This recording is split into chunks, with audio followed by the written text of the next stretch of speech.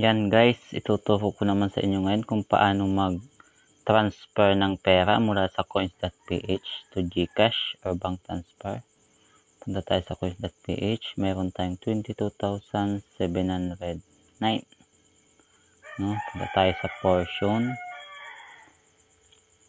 And then, naka-XRP kasi tayo. Binili ko ng crypto na XRP, yung pera. Kukunin natin. Sell muna natin yung XRP natin. Kumita na yung XRP natin kaya withdraw na natin.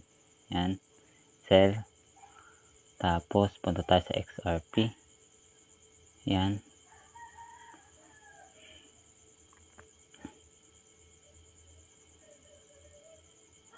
Guys. Yan, cash out. Sell natin. Sell natin ang XRP natin. Nasa sa inyo kung ilan lang ang isi-sell nyo. Ako kasi ma-maximum ko na. Lahat na. I-withdrawin ko. Yan. Got it. Yan. Successful. Guys. Yan. Got it. And then transfer. Pindutin nyo yung transfer. And then cash out.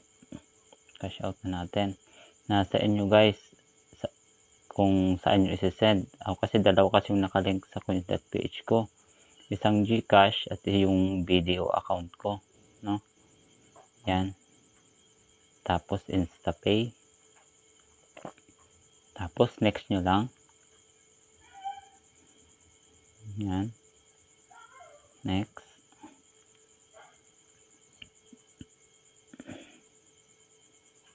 Yan guys. Lagay nyo lang yung name nyo. Yung number. Tsaka yung recipient. Yan. Okay na. Ayun na. Yan. Confirm nyo lang guys.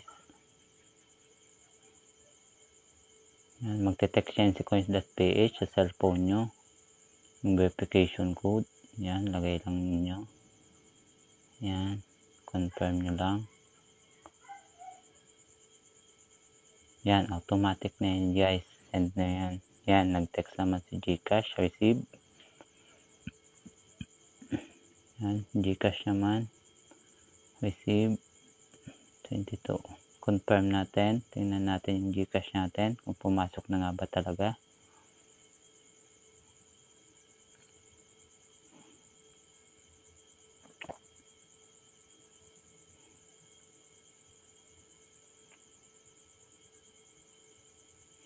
Ayan. Pumasok na nga guys.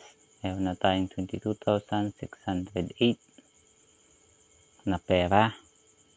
Thank you for watching. Palike naman ako guys and subscribe sa aking YouTube channel. Thank you.